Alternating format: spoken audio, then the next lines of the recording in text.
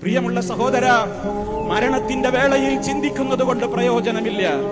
മനുഷ്യന്റെ വിലാപങ്ങളും അവന്റെ പുനർവിചിന്തനങ്ങളും എനിക്ക് നന്നാകണമെന്ന ചിന്തയുമൊക്കെ മരണം കൺമുമ്പിൽ കാണുന്ന നേരത്തുണ്ടായതുകൊണ്ട് കാര്യമില്ലെന്നാണ് പരിശുദ്ധ ഖുർആൻ പറയുന്നത്. മരണത്തിന്റെ നേരത്ത് ആളുകൾ വിളിച്ചു പറയുമെന്ന് പരിശുദ്ധ ഖുർആൻ പറയുകയാണ്. എന്താണ്? റബ്ബിർജിഊൻ റബ്ബിർജിഊൻ റബ്ബിർജിഊൻ. പരിശുദ്ധ ഖുർആനിന്റെ വചനങ്ങളാണ്. പ്രിയപ്പെട്ട അനുജന്മാരെ, എന്റെ അനിയത്തിമാരെ, നിങ്ങളത് മനഃപ്പാഠമാക്കി വെക്കൂ. മരണം വരുന്ന വേളയിൽ പറയുകയാണ്, റബ്ബി, എന്റെ രക്ഷിതാവേ, ഇർജിഊൻ, ഒന്ന് മടക്കിത്തായോ, ഒന്ന് മടക്കിത്തായോ. അത് ആക്സിഡന്റിന്റെ നേരത്ത്, ഏതെങ്കിലും രൂപത്തിലുള്ള കാരണങ്ങളാൽ മരണം വരിക്കുന്ന നേരത്ത് ഒന്ന് മടക്കിത്തരാമോ? ലഅല്ലി അഅമലു സാലിഹാ, ഞാൻ സൽക്കർമ്മങ്ങൾ ചെയ്യട്ടെ.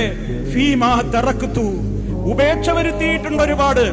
എന്നോടൊപ്പമുള്ള ആളുകൾ വ്യത്യസ്തങ്ങളായ പദ്ധതികളിലൂടെ നന്മയുടെ മാർഗങ്ങളിലേക്ക് ക്ഷണിച്ചപ്പോഴൊക്കെ അതിലേക്ക് കാതുകൊടുക്കാതെ അതിനെ അവഗണിച്ചുകൊണ്ട് ജീവിച്ചവനാണ് ഞാൻ. പക്ഷെ ഇപ്പോൾ എനിക്ക് ബോധ്യമായി, ഇതൊക്കെയാണ് സത്യം, ഇതൊക്കെയാണ് വേണ്ടതെന്ന്, ഇതൊക്കെയാണ് പഠിക്കേണ്ടതെന്ന്, ഇതൊക്കെയാണ് ഞാൻ മനസ്സിലാക്കേണ്ടതെന്ന് ഇപ്പോൾ എനിക്ക് ബോധ്യമായിരിക്കുന്നു എന്ന് അള്ളാഹുവിന്റെ മുമ്പിൽ കെഞ്ചുന്ന ഒരു നേരം വരാനുണ്ട്. അള്ളാഹ് പറയുന്നത്, ഇല്ലടാ, സമയം അവസാനിച്ചു കഴിഞ്ഞു, ഇനി നിനക്കൊരു തിരിഞ്ഞു നോക്കിന് അവസരമില്ല.